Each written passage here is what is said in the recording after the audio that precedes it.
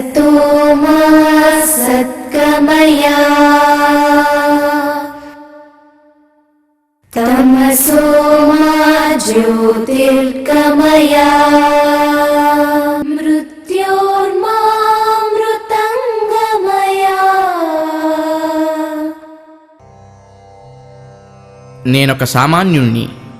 చిన్ని నా పొట్టకు శ్రీరామరక్ష అని బ్రతుకుతూ మనిషి రూపంలో తిరుగుతున్న ఈ వింత జీవాల మధ్య ఓ నిజమైన మనిషిని, ఓ రుజువైన ఋషిని 8వ తరగతి చదివే నా చిన్న వయసులో చూడగలిగాను. మనసుకుండే రంగుటద్దాలు తీసి దేవుడిచ్చిన అసలు సిసలు కళ్ళతో ఆయన్ని చూశాను. పరభాషలో నేర్పే వక్రభాష్యాలు వదిలి మాతృభాషతో ఆయన్ని చదివాను.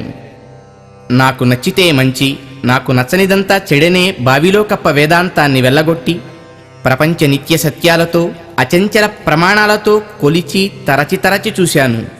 ఇప్పటికి ఆ పరిచయం వయస్సు 18 ఏళ్ళు. 1956వ సంవత్సరం నవంబర్ 3వ తేదీ దీపావళి పర్వదినం అర్ధరాత్రి. సుఖదుఖాలను మానవమానాలను సమపాళ్లలో సరితూచగల తులారాశిలో స్వాతి నక్షత్రంలో భారతదేశంలో ఆంధ్ర రాష్ట్రంలో తూర్పుగోదావరి జిల్లా ఆర్తమూరు గ్రామంలో అలర్మేల్ మంగతాయారు తిరువేంగళాచార్యుల పుణ్య దంపతులకు పురుడు పోసుకున్న మానవత పుట్టినరోజు ఈరోజు. నిజమైన ఓ మనిషి భూమిపై అడుగుపెట్టిన రోజు ఈరోజు. ఎవ్వరి కనిపించిందో కాని ఎందరికో ఆధారం కాబోయే ఈ బాబుకు శ్రీమన్నారాయణాచార్యులు అని పెట్టిన పేరు సముచితం, విధి విరచితం. కళ్ళను చూడండి, నిర్మలత్వానికి నిర్వచనంలా లేవు. చిన్నతనం నుంచే విప్లవ భావాలు, ప్రతి క్షణాన్ని విలువగా వాడుకునే అలవాటు, అనుకున్నదే చేసి తీరాలనే పట్టుదల, శుచి శుభ్రతల విషయంలో మహాశ్రద్ధ, ఇవి మన శ్రీమన్నారాయణాచార్యులకు పుట్టుకతో వచ్చిన సహజ సుగుణాలు. వేదంలా ఘోషించే గోదావరీ తీరం, రాజరాజ నరేంద్రుడేలిన రాజమహేంద్రవరం మన శ్రీమన్నారాయణుని ప్రాథమిక విద్య కొనసాగిన విశేష ప్రదేశం. చిన్న వయస్సులోనే తండ్రి వియోగంతో అమ్మ, 2 చెల్లెళ్ళు, తమ్ముడి బాధ్యత స్వీకరించాడు ఈ చిరంజీవి. ఆనాడు ప్రారంభమైన బాధ్యత ఈనాడు విశ్వకుటుంబం దాకా ఎదుగుతుందని ఎవరికీ తెలియదు. కారణజన్ములైన శ్రీమన్నారాయణాచార్యుల జీవితాన్ని మలుపు తిప్పిన మరపురాని సందర్భం. అది 1975వ సంవత్సరం. పరమహంస పరివ్రాజకులు, సత్యసంకల్పులు శ్రీ శ్రీ శ్రీ త్రిదండి శ్రీమన్నారాయణ రామానుజ పెద్దజీయరు స్వామి వారిని తొలిసారిగా దర్శించారు శ్రీమన్నారాయణాచార్యులు. ఆ ఆధ్యాత్మిక తేజోరాశి దర్శనంతో మన శ్రీమన్నారాయణునిలో ఏదో నూతనోత్తేజం. అదే సంవత్సరం శ్రీ శ్రీ పెద్దజీయరు స్వామి వారి వద్ద ఉద్యోగం. వారి వెంట అన్ని ప్రాంతాలు పర్యటిస్తూ వారి ప్రవచనాలను పరిశీలిస్తూ పరిణితి చెందసాగారు శ్రీమన్నారాయణులు. ఆ సమయంలోనే సమాజ సేవకు ఆధ్యాత్మికత ఎంత అవసరమో ప్రత్యక్షంగా చూశారు.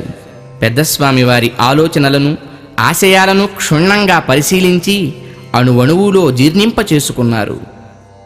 1977వ సంవత్సరం జనవరిలో శ్రీమన్నారాయణునికి అష్టాక్షరి మహామంత్రాన్ని ఉపదేశించారు పెద్దస్వామివారు. బదరికాశ్రమంలో మంత్రాన్ని జపించమని దీవించి ఒంటరిగా పంపించారు. ఆ శ్రీమన్నారాయణుని దర్శనం ఈ శ్రీమన్నారాయణునికి లభించింది. ఏదో ప్రశాంతత, ఎంతో పరిపూర్ణత, ఈ ఉత్తీర్ణత.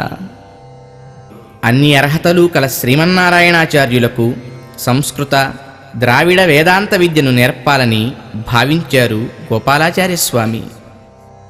స్వయంగా గురువుకు ప్రసాదం వండిపెట్టి పుస్తకం పట్టకుండా గురువుగారు చెప్పిన విద్యను మనసులోనే ధారణ పట్టి సాగిన సాధనలో శ్రీమన్నారాయణాచార్యుల ఏకాగ్రతకు అనతి కాలంలోనే వశమై వరించింది, తనకు తాను తరించింది ఉభయ వేదాంత విద్య.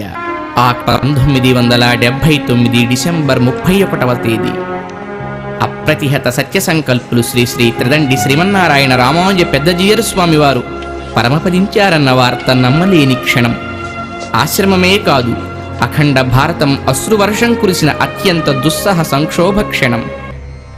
గుండె ఆగితే ఎంత బలమైన శరీరమున్నా ఏం ప్రయోజనం అని అందరిలో మెదలిన సమాధానం లేని ప్రశ్న ఎదురు చూస్తున్న ఆ క్షణం బెదురు లేకుండా ముందుకు నడిచి పెద్దస్వామివారి గుండె గుడిలో గంటలను నేను మ్రోగిస్తాను, వారి ఆశయాల పంటలను నేను పండిస్తాను అని స్పందించిన ఏకైక సాహసం శ్రీమన్నారాయణాచార్యులు. అఖండ భారతావనిలో 108 శ్రీరామక్రతువులు, 108 స్వాధ్యాయ జ్ఞాన యజ్ఞాలు చేసి 108 శ్రీరామ స్థూపాలు నిర్మించిన ఓ మహామనీషి ఆశయాలను కొనసాగించటం కోసం ఈ సన్యాసం. కేవలం తన గురువు కోసం మహాభారాన్ని మోసేందుకు సిద్ధపడ్డ ఓ పండిన పసివయస్సు ఈ సన్యాసం. ఈ సన్యాసం పూలతేరు కాదు, సుఖభోగాలనుభవించే పడవ షికారు కాదు. సర్వసంగ పరిత్యాగం చేయవలసిన మహాకఠోర కుఠారం. పదునైన కత్తులపై నెత్తురు చిమ్మకుండా నడవగల నైపుణ్యం. ఇది అసిధారా వ్రతం, అగణ్యం. 1980 ఫిబ్రవరి 23వ తేదీన 23 ఏళ్ల శ్రీమన్నారాయణాచార్యులు సన్యాసాశ్రమ స్వీకారం చేసి చిన్నజీయర్ స్వామిగా దర్శనమిచ్చిన వేళ. శాంతికి తెలుపు, ప్రేమకు ఎరుపు చిహ్నముగా దాల్చిన ఊర్ధ్వపుండ్రం. మనసులో తలచినదే మాటలో చెప్పి, మాటలాడినదే ఆచరణలో చూపే మనోదండం, వాగ్దండం, కాయదండానికి ప్రతీక అయిన త్రిదండం. జీవాత్మ, పరమాత్మ, ప్రకృతికి ప్రతీక అయిన త్రిదండం ధరించి శిఖా యజ్ఞోపవీతాలతో చెరించే వేదధర్మంలా ఉన్నారు శ్రీ చిన్నజీయర్ స్వామి.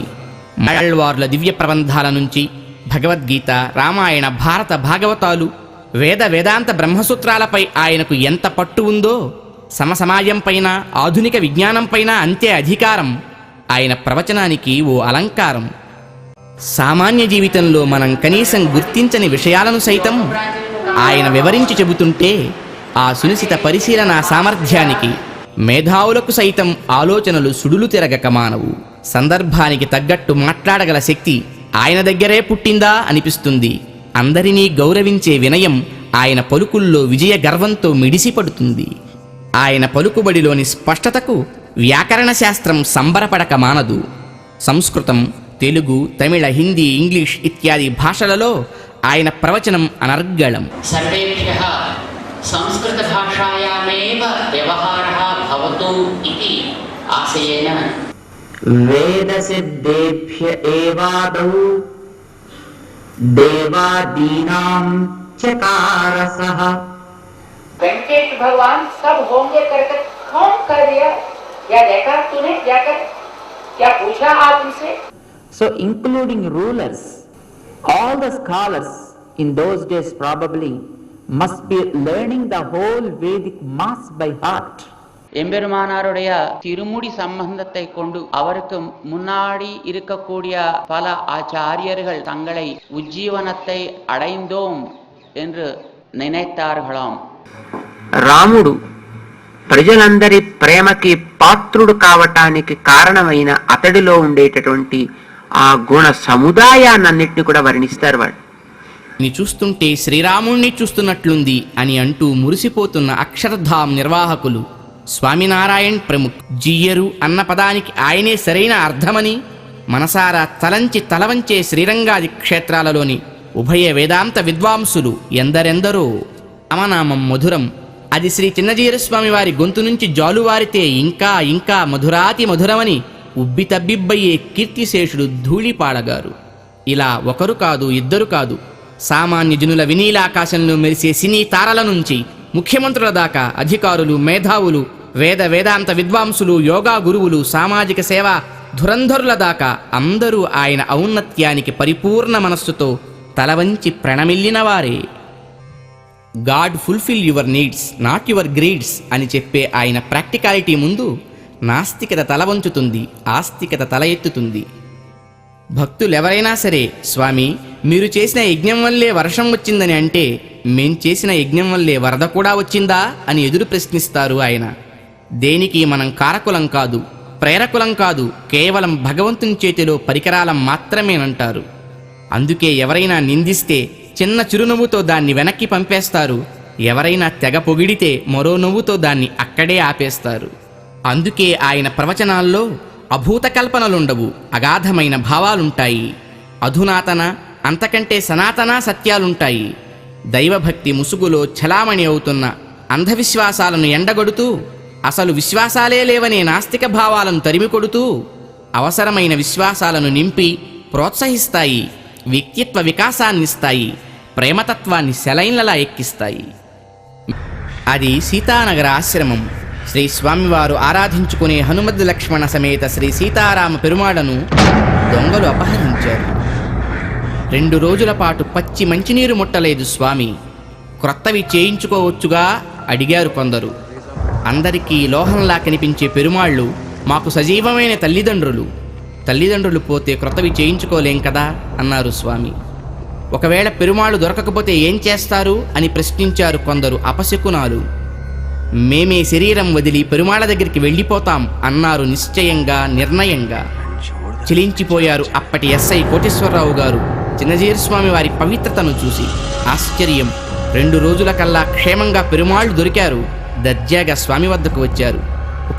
రుచుల తేడా చూడకుండా దేవునికి నివేదించిన పదార్థాలను ఒకటిగా కలిపేసి భూమిని తాకకుండా చేతిలో పాత్ర ఉంచుకుని 3 పిడికెళ్ల ప్రసాదం మాత్రమే, అది ఒక్క పూట తీసుకునే శ్రీకర పాత్రస్వామి ఆయన.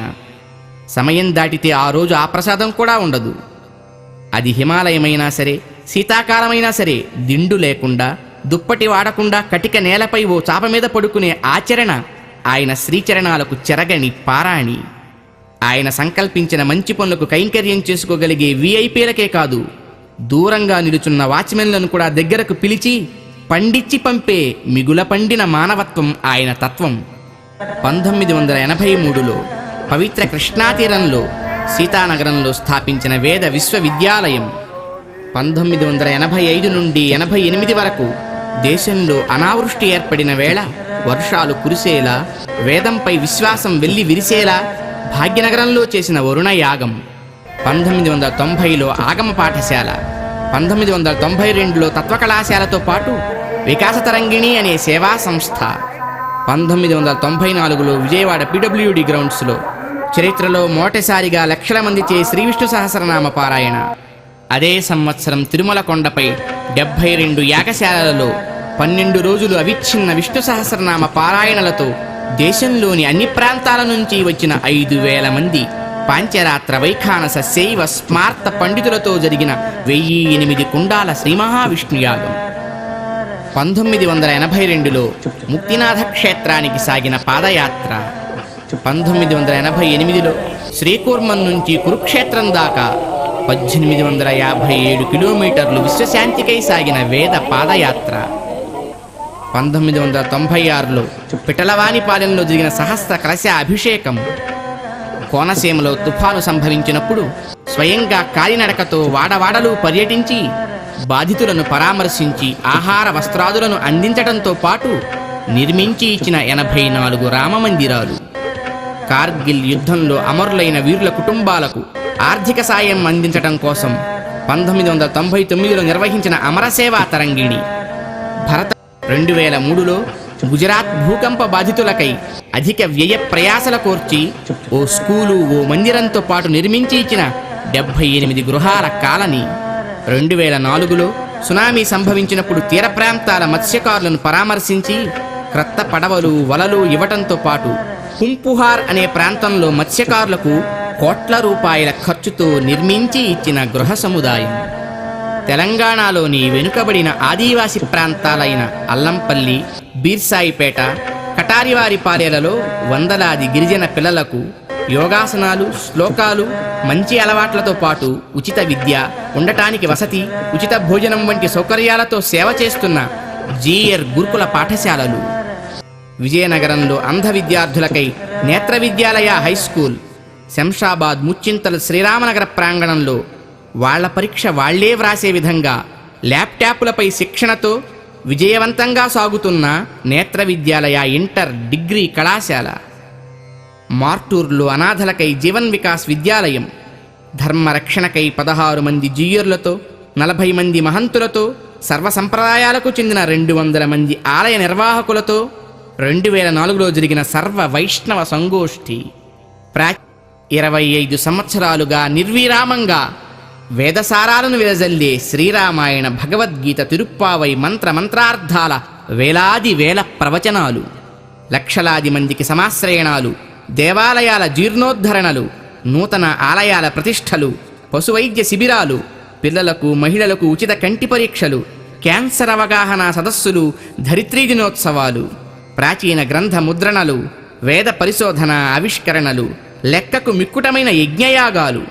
America, Britain, Canada, France, Switzerland, Hong Kong, Singapore, Australia, Muscat, Dubai, Mauritius వంటి విదేశాలలో స్వదేశ వైభవాన్ని చాటి లక్షల మందిలో ఆధ్యాత్మిక ఉత్తేజాన్ని నింపిన నిరంతర పర్యటనలు, కోట్ల మందికి స్వయంగా ఇచ్చే నిత్య తీర్థ గోష్ఠులు, కోటాను కోట్ల మందికి తదీయారాధనలు, ప్రతినిత్యం వేలాది అశాంత చిత్తాలతో సంభాషణలు, ఎన్నలేనన్ని చదివే స్వరం, వినే పరిసరం, పులకించి చెలించే శతకోటి వరాలు ఈ వివరాలు.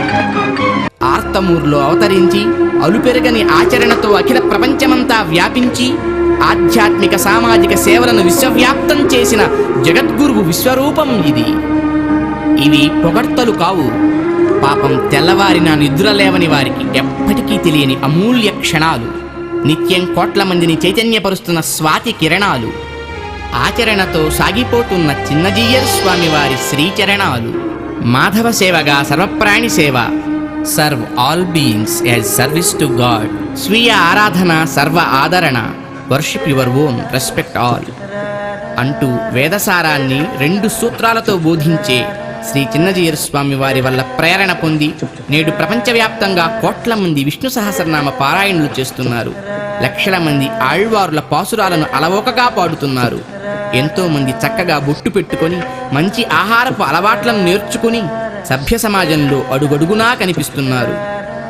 ప్రపంచంలో ఏ మూలకు వెళ్ళినా వైష్ణవ క్షేత్రాలలో ఏదో విధంగా ఆయన సంబంధం ఉన్న వేద ఆగమ పండితులు తారసపడతారు. సంవత్సరాలుగా ఇదే కట్టు బొట్టు, ఇదే పట్టు, బోర్ కొట్టలేదు. ఏదోలే అన్న అసంతృప్తి పుట్టలేదు. మార్పు అన్నది మనం కనిపెట్టలేదు. అది అల్లంపల్లి అయినా, అమెరికా అయినా నిత్యం అదే తిరువారాధన, తీర్థగోష్ఠి, ప్రసాద వితరణ, ప్రవచనాల ఇష్టాగోష్ఠి. ఇది విశిష్టాద్వైత పటిష్ట ప్రస్ఫుట స్ఫూర్తి. వారానికి 5 రోజులు సగం సగం పనిచేసి 2 రోజులు విశ్రాంతి తీసుకునే మనకు 31 సంవత్సరాలుగా సాగుతున్న ఈ అవిశ్రాంత కార్యదీక్షను స్మరిస్తేనే చప్పున గుండె చప్పుడు వేగం పెరుగుతుంది. అందుకే భారతదేశ ఆధ్యాత్మిక చరిత్రలో ఓ అపూర్వ సంపూర్ణ సంతకం ఆయన. అందుకే ఆయనకు నేను పెట్టగలిగిన అస్సలు పేరు truth, none other than one and only the one, పూజ్యశ్రీ చిన్నజీయర్ స్వామి.